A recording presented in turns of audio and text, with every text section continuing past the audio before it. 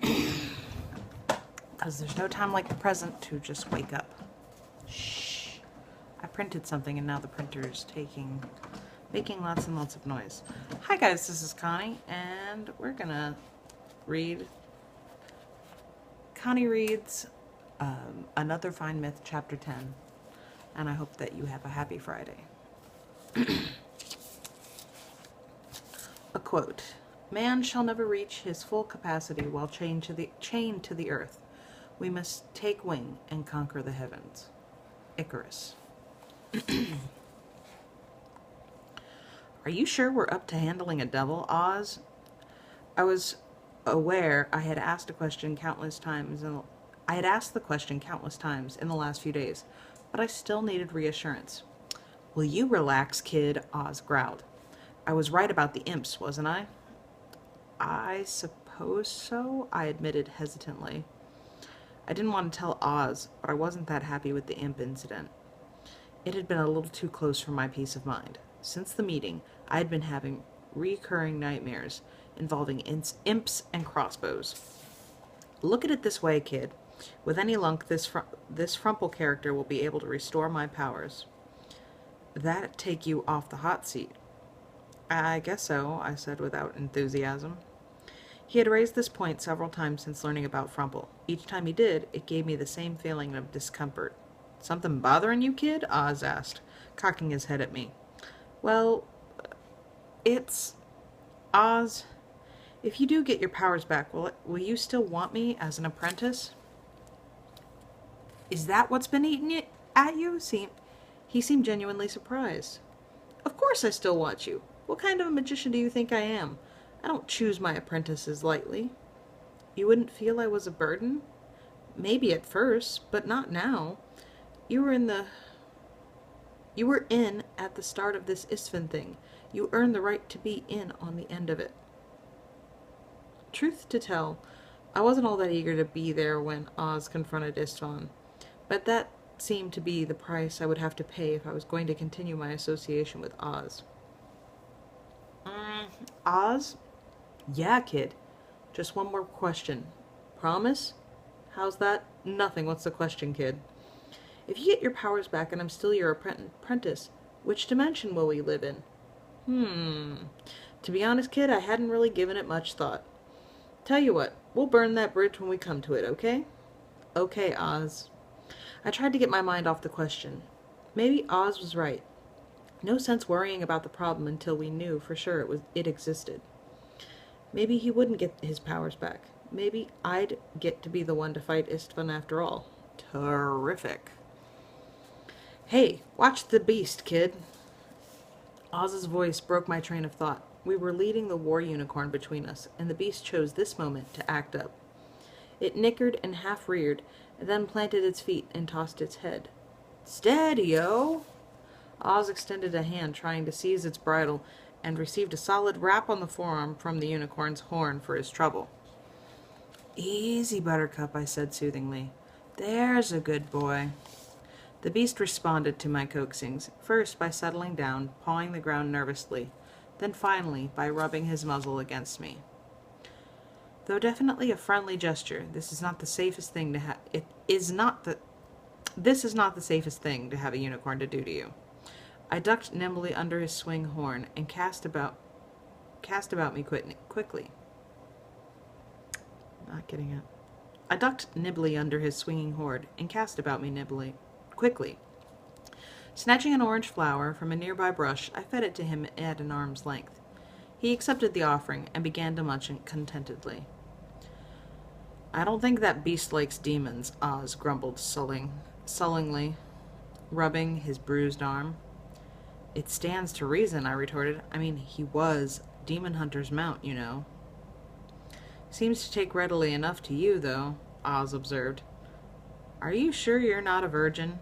Certainly not, I replied in my most injured tones. Actually, I was, but I would have rather been fed to vampire slugs than admit it to Oz. Speaking of demon hunters, you better check on our friend there, Oz suggested. It'd get a bit grisly if an arm or something broke off before we got around to restoring him. I hastened to comply. We had rigged a a drag litter for the Quigley statue to avoid having to load and unload him each night, not to mention escaping the chore of saddling and unsaddling the war unicorn. The bulk of gear and armor was sharing the drag leader with the Quigley statue, a fact which seemed to make the unicorn immensely happy. Oh, okay. Apparently it was far easier to drag all that weight than to carry it on one's back. He seems to be okay, Oz, I reported. Good, he sneered. I'd hate to think of anything happening to him, accidental-like. Oz was still not happy with our traveling companions. He had only grudgingly given in to my logic for bringing them along as opposed to leaving them behind. I had argued that they could be of potential assistance in dealing with the devil, or at least when we had our final showdown with Istvan. In actuality, that wasn't my reason at all. I felt a bit guilty about having set Quigley up to get clobbered by the imps, and didn't want to see any harm befall him because of it. It would make traveling a lot easier if we restored him, I suggested hopefully. Forget it, kid. But Oz, I said forget it. In your case, you've forgotten. That particular gentleman's major pastime seems to consist of seeking out and killing demons. Now, I'm aware my winning personality may have duped you into overlooking that fact, but I am a demon. As such, I'm not about to accept a living, breathing, and most importantly, functioning demon hunter as a traveling companion. We fooled him before, I argued. Not on a permanent basis. Besides, when would you practice your magic if he was restored? Until we meet with the devil, you're still our best bet against Istvan. I wish you would stop mentioning that. It made me incredibly uncomfortable when he did. Besides, I couldn't think of a good argument to it. I guess you're right, Oz, I admitted. You better believe I'm right. Incidentally, since we seem to be stopped anyway, this is a good time as any for your next lesson. My spirits lifted. Besides my natural eagerness to extend my magical abilities, Oz's offer contained an implied statement that he was pleased with my progress so far in earlier lessons.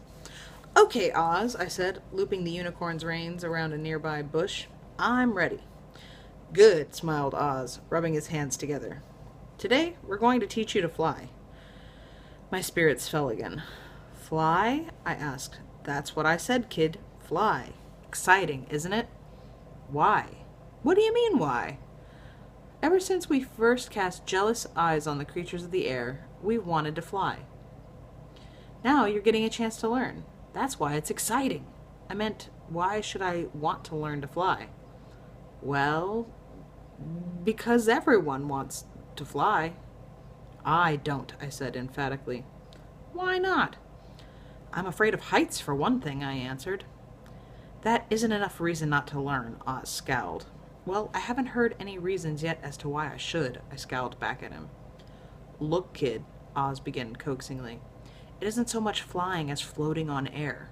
The distinction escapes me, I said dryly. Okay, kid, let me put it to you this way.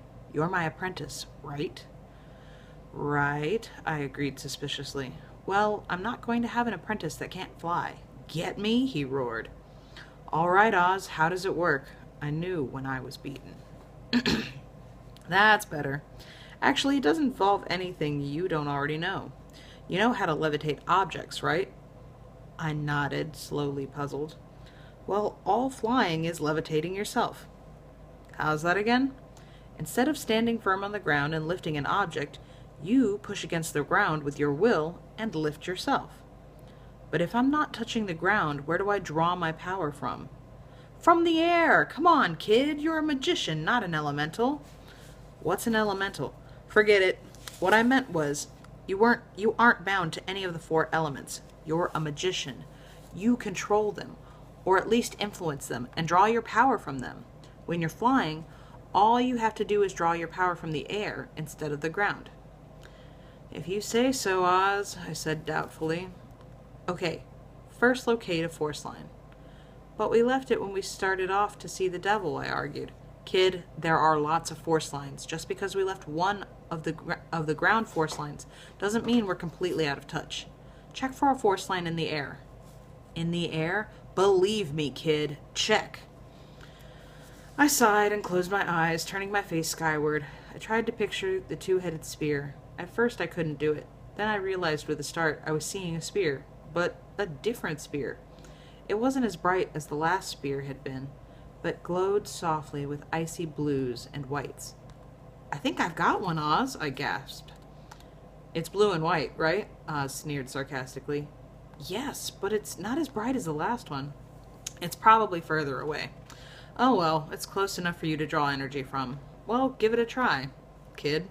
Hook into that force line and push the ground away. Slowly now.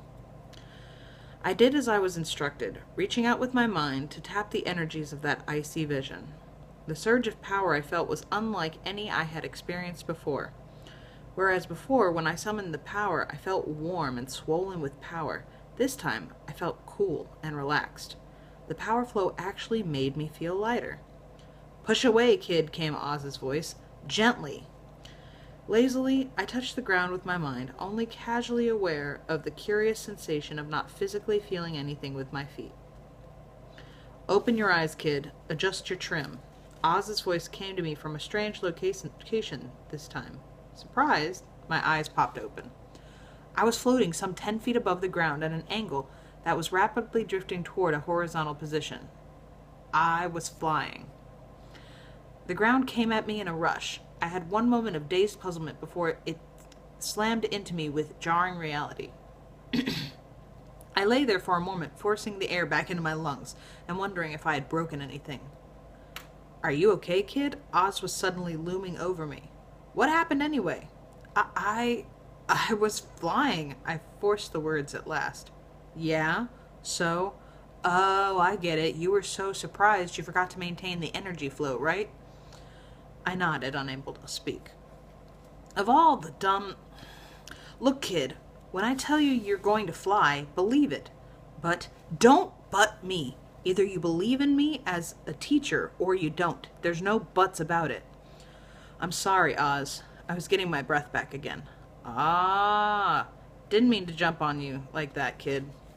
But you half scared me to death with that fall. You've got to understand we're starting to get into some pretty powerful magic now. You've got to expect them to work. A surprise break like that, last one with the wrong thing could get you killed. Or me for that matter. I'll try to remember, Oz. Shall I try it again? Just take it easy for a few minutes, kid. Flying can take a lot out of you, even without the fall. I closed my eyes and waited for my head to stop whirling. Oz, I said finally. Yeah, kid. Tell me about Perv. What about it? It just occurred to me. Those imps seemed scared to death when they realized you were a Pervect. What kind of a reputation does your dimension have? Well, he began, Perv is a self-sufficient, standoffish dimension. We may not have the best fighters, but they're close enough that other dimension travelers give them lots of room. Technology and magic exist side by side and are intertwined with each other. All in all, it makes a pretty powerful little package. But why should anyone be afraid of that? As I said, Perv has a lot going for it. One of the side effects of success is an abundance of hangers-on. There was a time when we were close to being swamped with refugees and immigrants from other dimensions. When they got to be too much of a nuisance, we put a stop to it. How? I pushed. First, we took the non-contributing outsiders and ran them out. Then, for an added measure of insurance, we encouraged the circulation of rumors of certain antisocial attitudes of Pervex towards those from other dimensions. What kind of rumors? Oh, the usual, that we eat our enemies, torture folks for amusement, and have sexual practices that are considered dubious by any dimension standards. Folks aren't sure how much is truth and how much is exaggeration, but they're none too eager to find out firsthand. How much of it is true, Oz? I asked, prompting myself up on one elbow. He grinned evilly at me. Enough to keep him honest. I was going to ask what it took to be considered a contributing immigrant, but I decided to let it pass for a while. And that's the end of Chapter 10. Be careful with that and enjoy, please and thank you, and I will see you on Monday. Bye. Have a great weekend.